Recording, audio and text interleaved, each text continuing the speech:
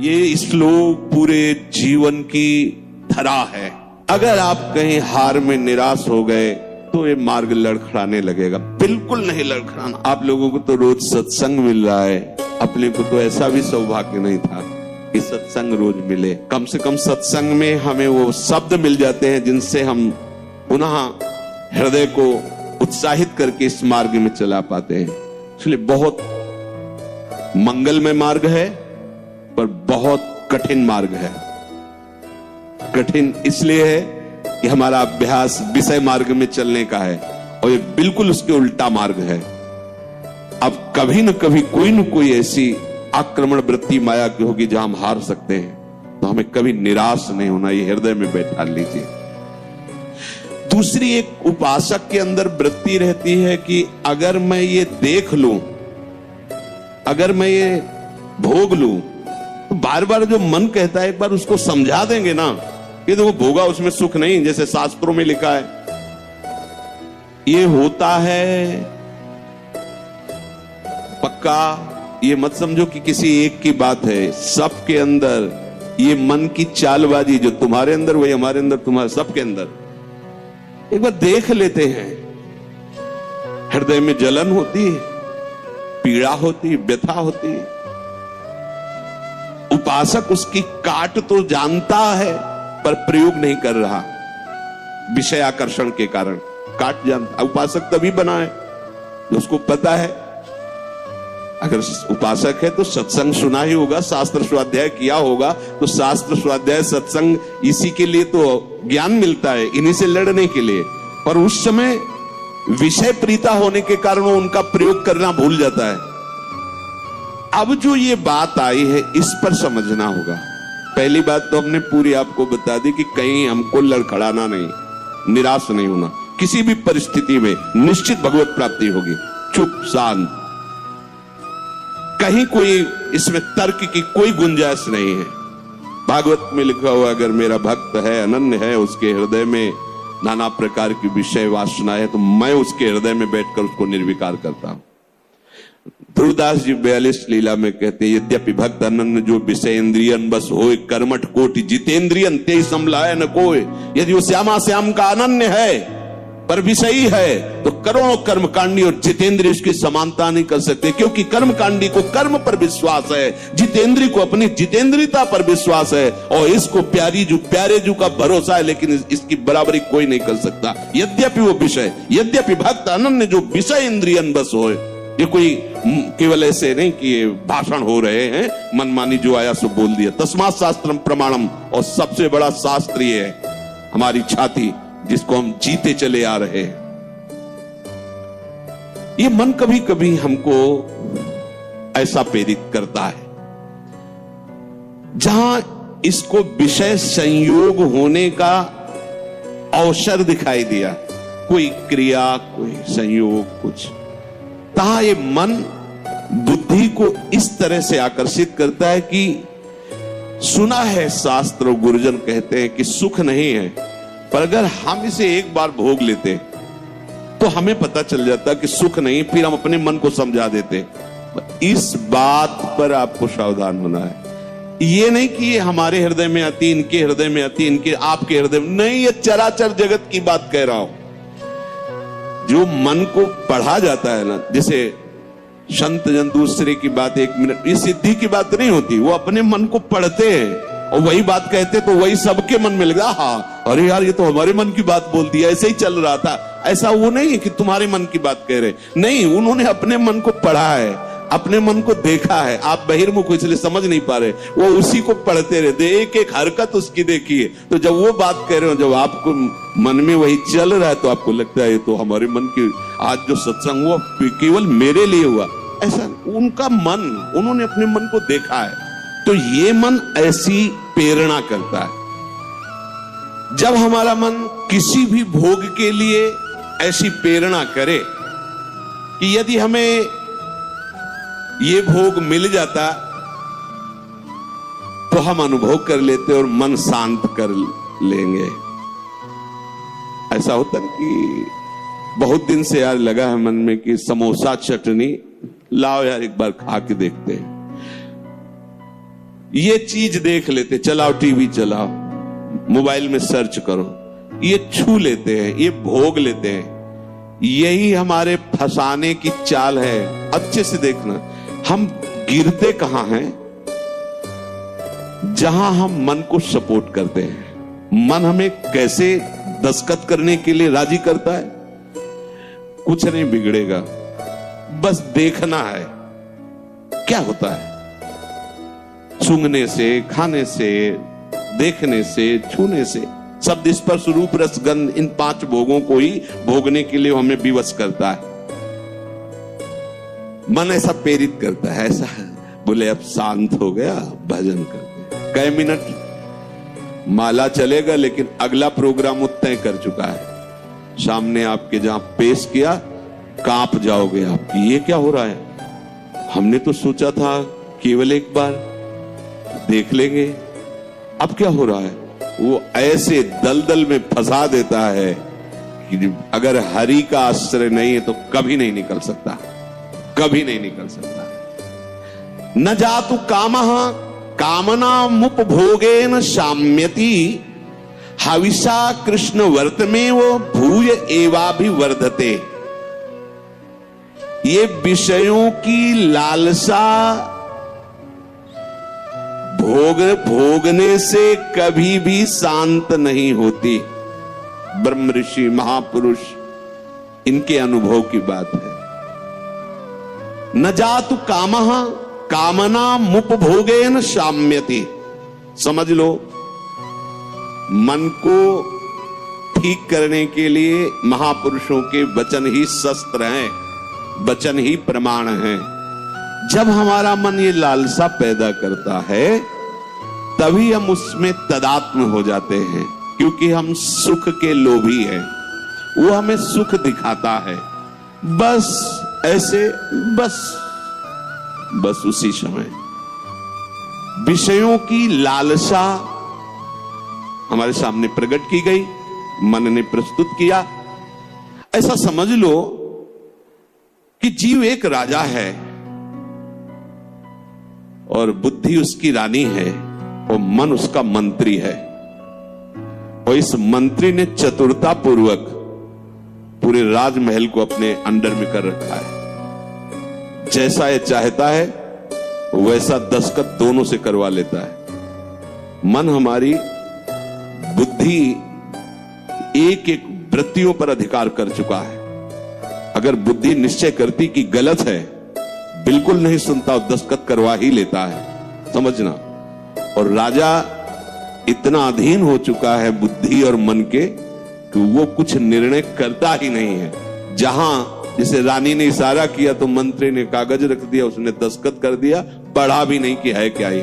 अगर वो पढ़ ले और वो रानी और मंत्री की अधीनता को समझ जाए कि मैं इनके अधीन हो रहा हूं, तो आप समझो 1 सेकंड में पूरा सिस्टम ठीक हो जाएगा, क्योंकि वो सर्व सामर्थ्यशाली है।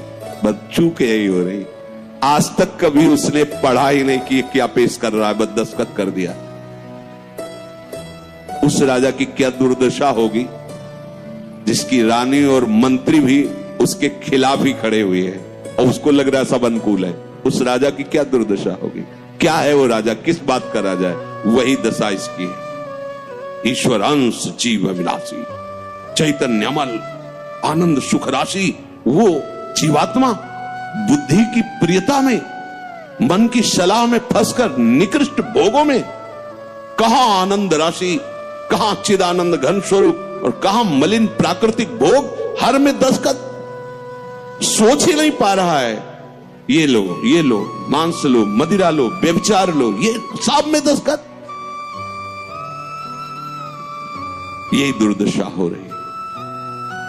बिना दस्तखत के तुम्हारे ये मन रूपी मंत्री और बुद्धि रूपी रानी कुछ नहीं कर सकती। ध्यान रखना, तुम्हारा सपोर्ट आवश्यक है उसको, और वो तुम्हें 1 सेकंड के कम हिस्से में अपने में कर लेता है, क्योंकि आप इतने आसक्त हो चुके हैं बुद्धि में और मन में कि वो निर्णय मन और बुद्धि का न मानकर सीधा अपना मानते हैं। मुझे ये चाहिए, मैंने ये भोगा, मैं ये भोगूंगा, सीधे।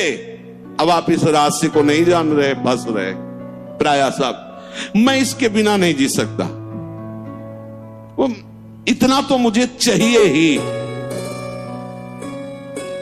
ये आज बहुत सोच समझ करके बातें दिमाग में बैठलना, ये शास्त्रीय बातें कम, हृदय की बातें इसमें ज्यादा हम इसलिए कह रहे हैं कि यही हम लड़खड़ा जाते और यही हम फेल हो जाते हैं, और यही लगता है अब क्या है यार, किसी तरह जी लो बस। नहीं नहीं, संतों से शास्त्र इसलिए श्रवण किए जाते कि शास्त्र में जो लिखा है उसको तुम्हारे समझने की ज्यादा आंतरिक पहुंच नहीं है, संतों ने उसको जिया है और उस शब्द को उन्होंने स्वाद लिया है, फिर उसे जब बोलते हैं अपने अनुभव के साथ में एकदम दिमाग में आके बैठ जाता है। एक बार भी जिस इस देश में उतर गया भोगने के लिए, सिर्फ एकमात्र हरि के चरणार बिंद है कि वापस ला सकते, दूसरे के सामर्थ्य नहीं। ये ऐसा दलदल है कि वो धंसता ही चला जाएगा, डूब जाएगा, नहीं निकल सकता, और नहीं निकल पाए आज तक, पूरे अनादि जन्म व्यतीत हो गए। आज हरि कृपा से, गुरु कृपा से साधु संग प्राप्त हुआ है, तो हमें ऐसे दलदल से निकाल कर ऐसे स्वच्छ और सुरक्षित स्थान पर उन्होंने खड़ा कर दिया। तो आप सब ध्यान दीजिए, ये मन आपको कैसे फंसाता है, ये आपके सामने आपकी कमजोरी पा गया है। क्या? जीव सुख समुद्र का अंश है, वो केवल सुख चाहता है, ये कमी पा चुका है कि इसको सुख चाहिए, और सलाह और दिशा दोनों गलत हो गई। सलाहकार मन प्रकृति से मिला हुआ है और दिशा विषय भोगों की तरफ चली गई। अब ये जिस विषय को कह देता है ये स्वीकार कर लेता है। अब इस बात को आपको काटना होगा। वो आपके सामने लालसा पेश करेगा सुख भोग की, अज्ञानी कभी इससे नहीं निकल सकता, ध्यान रखना। और भक्त कभी अज्ञानी नहीं होता। बड़े बड़े भक्तों को देख लीजिए, भक्तराज श्री हनुमान जी महाराज, ज्ञानी नाम अग्रगण्यम बुद्धिमताम वरिष्ठम, भक्तराज गरुड़ जी, जिन पर भगवान स्वयं आसन लगाते बैठते हैं, गरुड़ महाज्ञानी गुण राशि। हाँ, भक्त को कोई कहे कि ये तो अज्ञानी, भक्त परम ज्ञानी होता है, दोनों पक्षों का ज्ञान होता है, प्रेम का भी और आत्मस्वरूप के बोध का भी। यानी एक पक्ष केवल आत्मस्वरूप का बोध और मुक्त हो गया, और भक्त मुक्त होते हुए भी मुक्ति को न स्वीकार करके आगे बढ़कर भगवत प्रेम राज्य में प्रवेश पाता है। न जातु कामः कामानामुपभोगेन साम्यति, ये बात बैठा लिए भाई। ये जो मन आपको पेश कर रहा है कि ये क्रिया हो जाती, ये भोग मिल जाता तो मुझे शांति मिल जाती और फिर मैं आराम से बैठ के भजन करता, सावधान रहना। ये दुश्मन आपको प्रलोभन में फंसा कर ऐसे दलदल में ले जा रहा है जहां केवल हरि बचा सकते, दूसरा नहीं। केवल हरि, केवल हरि, दूसरा नहीं। विश्वास करना, दूसरा कोई नहीं बचा सकता इस दलदल से, क्योंकि आप बचना ही नहीं चाहेंगे। ये ऐसी मृत्यु है कि इससे आप हंसकर गले लगाएंगे, इसके लिए तड़पेंगे। ये न भयावह नजर आएगी और न एक कटु नजर आएगी, पर ये जहर से भी ज्यादा कटु है और मृत्यु से भी ज्यादा भयावह है।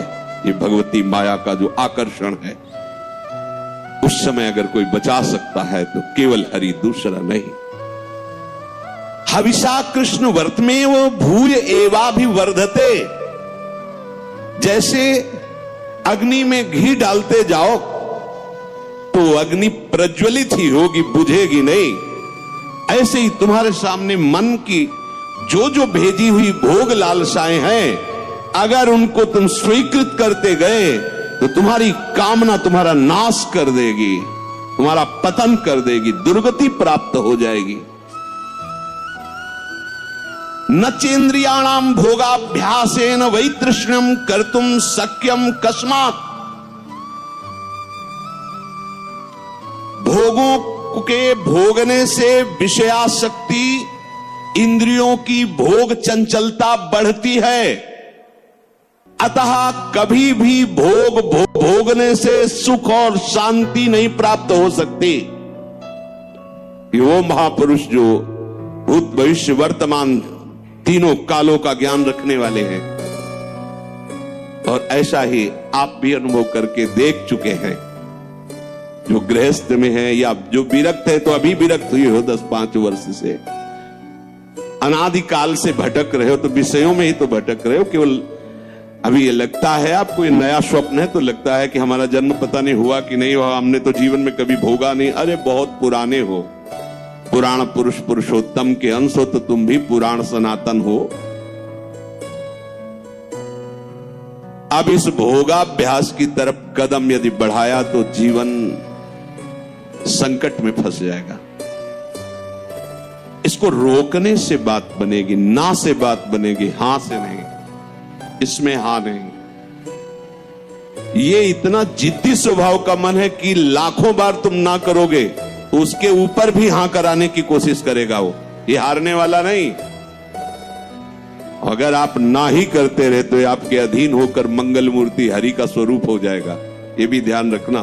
पर इसकी ना के बाद जो इसकी व्यथा पैदा होती है उसको सहना किसी महात्मा के बस की बात है, विषयी भोगी पुरुषों की नहीं। अगर उसे कोई, जब मन को ना कहा जाता है और फिर वो जो व्यथा पैदा करता है, उस व्यथा को जो सह जाता है, वही परम पद का अधिकारी होता है। यम ही न व्यथ्यन्ते पुरुषम पुरुषर्षभ सब दुखा सुखाधीरम स्वमृतत्वाय कल्पते। वो अमृत पद का अधिकारी हो जाता है। आप अमृत पद के अधिकार के लिए ही निकले, इसलिए सहना पड़ेगा।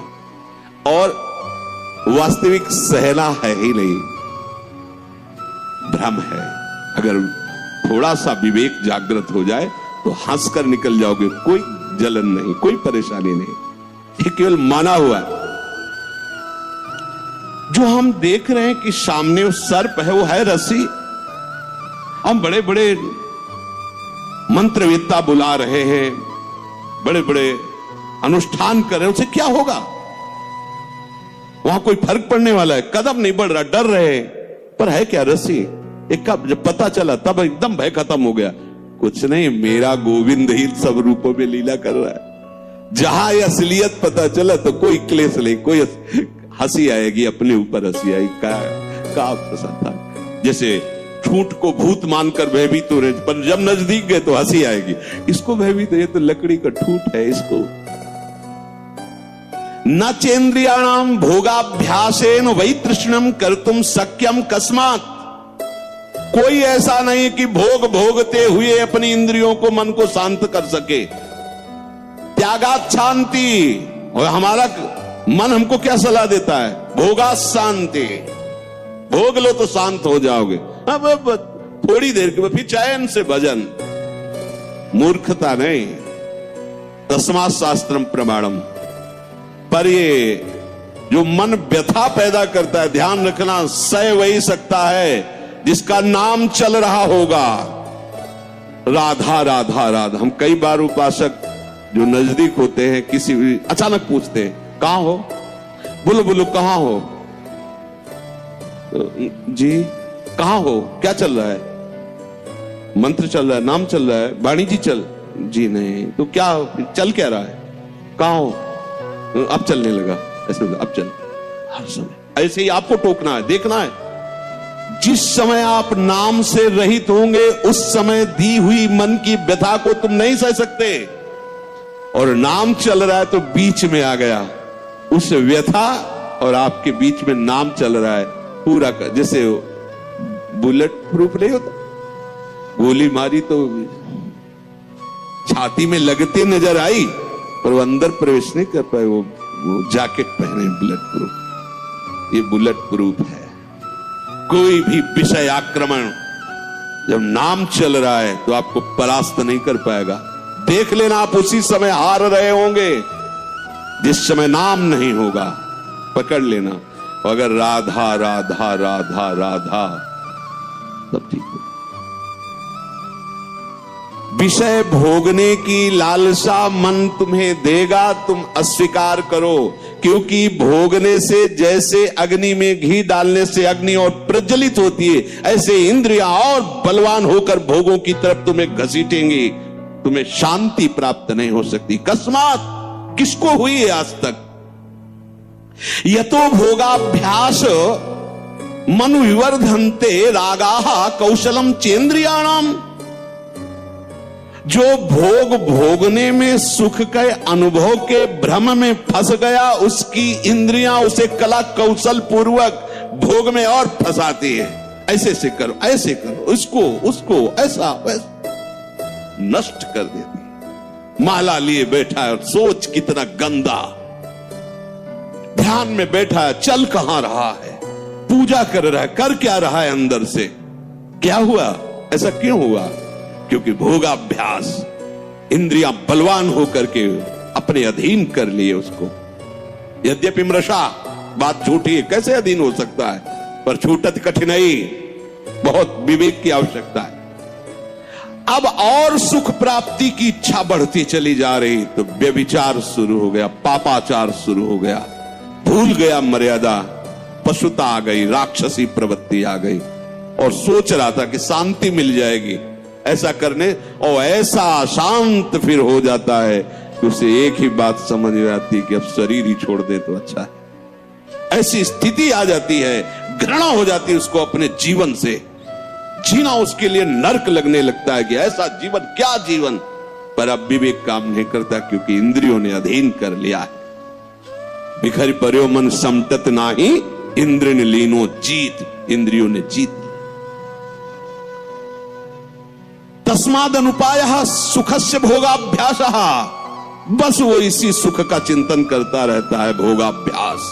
ऐसे पूरा जीवन इसी में, भोग सामग्री एकत्रित करना, उसको भोगना, अधिक से अधिक भोग सामग्री एकत्रित करना, उसको भोगना, बस इतना ही जीवन। देख लो जो सत्संग विहीन है, भगवत विमुख, देख लो इतना ही जीवन है। भोगाभ्यास, भोग सामग्री संग्रह, बस उसको भोगना, यही जीवन। ये तो पशु भी कर रहे हैं, खान पान निद्रा भय हार में तुम। बोले जो, बहुत ध्यान से सुना, अभी शांत बैठा था और मन ने भोग लालसा उसके सामने रखी, वो तदात्म हो गया और भोग करके अब सुख शांति प्राप्त करने की इच्छा में सम्मिलित हो गया। बोले उसकी ऐसी दुर्दशा हो गई, सा खलवयम वृश्चिक विषभीत इवासी विशेषण दष्टो या सुखार्थी विषयानुवासितो महति दुख पंके निमग्नो इति। बिच्छू के डंक के जहर से बचने के लिए उसने अपने हाथ को सुरक्षित समझा सांप के बिल में डालना। अब उसकी क्या दुर्दशा होगी? भाव इसका, थोड़ी सी जलन दे रहा था जब हम कह रहे थे ना, हम उस बिच्छू के डंक जैसी बात को नहीं सह पाए, और जब विषय भोगा तो कैसा, जैसे सांप के बिल में उसके मुंह में हाथ लगा देना। अब वो जो सांप काटा, अब बहुत 45 मिनट जियोगे, अगर इंजेक्शन सही नहीं मिला तो मरी जाओगे, क्योंकि वो कोबरा का जहर पूरे शरीर में फैल जाएगा। और ये एक कोबरा नहीं, हमारे अनंत कोबरा डसते रहते दुर्वासना के। समझिए, पहले शांत था, भोग लालसा प्रकट हुई, जलन हुई, जब आपने उसे ना कहा तो वो जलन जो हुई, अगर उसको नहीं सह पाए और भोगाभ्यास में उतर गए, तो ऐसा समझ लो कि बिच्छू के डंक के भय से बचने के लिए सांप के बिल में हाथ डाल दिया। शास्त्र कहे सा खलवयम वृश्चिक विष भीतो इवासी विशेषण दष्टो या सुखार्थी विषयानुवासितो महत दुख पंके निमग्न। अब वो महा दुख में फंस गया।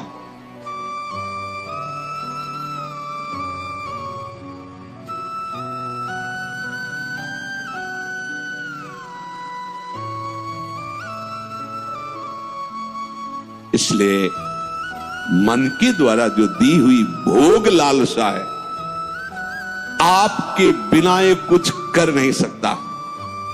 आपको दस्तखत नहीं करना है, बस इतनी बात है। दस्तखत का तात्पर्य स्वीकृति।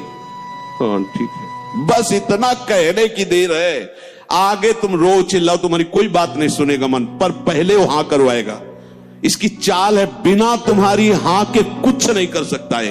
ये बात समझ लो। सब यही सैकड़ों बार प्रश्न होते हैं, वो हमारे अंदर ऐसा, वो ये काम, वो ये बात तुमसे सुधरेगी, किसी के आशीर्वाद से नहीं सुधरेगी। ये भी ध्यान रख लो, ये भी अनुभव की बात कहते हैं। कहीं भाग के किसी के भी पास चले जाओ, किसी का ऐसा नहीं होगा कि हाथ रख दे तुम निष्काम हो गए।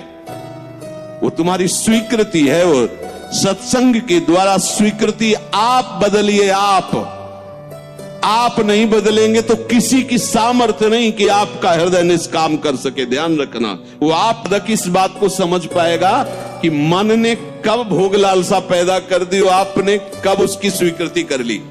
ये दोनों बातें, वो इतना चतुर है मन कि आपको 1 सेकंड के कम हिस्से में स्वीकृति लेके क्रिया में उतार देगा।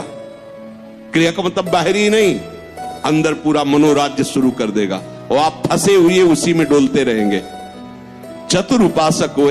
चतुर कौन? रामे भजे थे चतुर नर, राधा राधा राधा राधा। क्योंकि जब आप मनोराज्य में विचरण करने लगेंगे तो नाम छूट जाएगा। नाम छूटा मतलब हानि हो गई। पकड़ो, तुरंत पकड़ो। यही हमारा साथी, यही हमारा मित्र, यही हमारा बल है नाम, जो हमें इस मन की दुर्वासना द्वारा घसीटने पर भी नहीं घसीट पाएगा। श्री हरिवंश नाम बल रहो, अपने बिल्कुल अच्छे से समझ लीजिए, दूसरा कोई साथी नहीं। आप हमारे पास 24 घंटे रहिए, स्वीकृति न कीजिए तो कुछ नहीं है। स्वीकृति कर लीजिए तो हजारों कोस दूर ये शब्द सुनकर आपको हर समय से गोद में रखेगा। ये गुरु वचन ही सदगुरु हैं, उनको आप देखिए तो आपके पास रहेंगे। ये ऐसा दुख में दलदल में भी फंस जाता है, इतना कमजोर हो जाता है कि देखो, सुनकर आपको पहाड़ जैसी बात लगेगी, कैसे निकल पाऊंगा, हमसे नहीं हो पाएगा। और ये बोल कौन रहा है? ये भी तो देख, तू नहीं बोल रहा, बोल वही रहा है जो तुझे फंसाया और तू स्वीकृति कर रहा कि मैं बोल रहा हूं। भोग उसने भोगा, स्वीकृति तूने की, दुर्गति तेरी होगी। समझ पहले, ये ऐसा जाल है, इसे बिना सत्संग के आप समझ नहीं सकते। साफ का साफ धरा धरा। भगवान कह रहे मना कष्टानिंद्रियाणि प्रकृति स्थानी कर सती। तू मेरा अंश, ममई वांसो, तू मेरा है और ये प्रकृति का अंश प्रकृति में जा रहा है। तू समझ, तो तेरे ही दस्तखत से, तेरी ही स्वीकृति से तेरी दुर्गति हो रही। स्वीकृति बदल।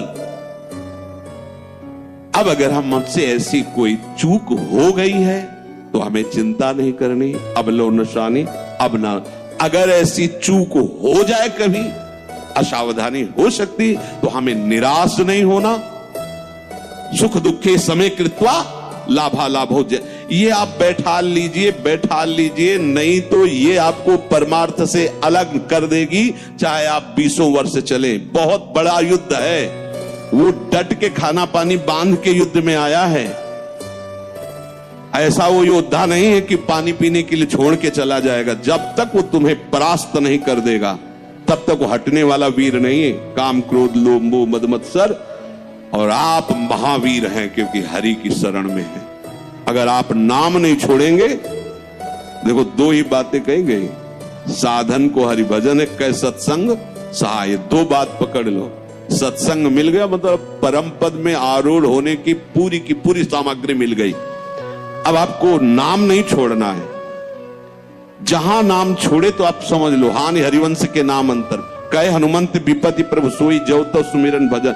अगर नाम चल रहा है और ये जाल बुनकर फंसा भी लिया है तो कुछ भी हमारे संस्कारों को नहीं बिगाड़ पाएगा। ध्यान रखना, नया संस्कार ये पैदा नहीं कर पाएगा, हमारे अंदर निराशा पैदा नहीं कर पाएगा, ये भोगाभ्यास दृढ़ नहीं कर पाएगा, ये हार जाएगा। नाम हर समय हमारे हृदय में चलता रहे, ये बात पकड़ लीजिए। आज के सत्संग का सार, हम प्रभु की शरण में हैं। भले हमारे द्वारा कुछ भी कैसे भी जिसको हम नहीं संभाल पा रहे, फिर भी हमें निराश नहीं होना। हमें अपने प्रभु की प्राप्ति के लिए कदम बढ़ाना ही है। और हमारा विवेक साथ दे तो हमें मन और इंद्रियों के भोगाकर्षण में दस्तखत नहीं करनी, स्वीकृति नहीं करनी। हमारा मन हमको जब जलाएगा तो हमें उसे सहना होगा। हमें उसको शांत करने के लिए कोई विषय सेवन, विषय क्रिया, विषय संग नहीं करना है। बस आप निहाल हो जाओगे। ये 3 बातें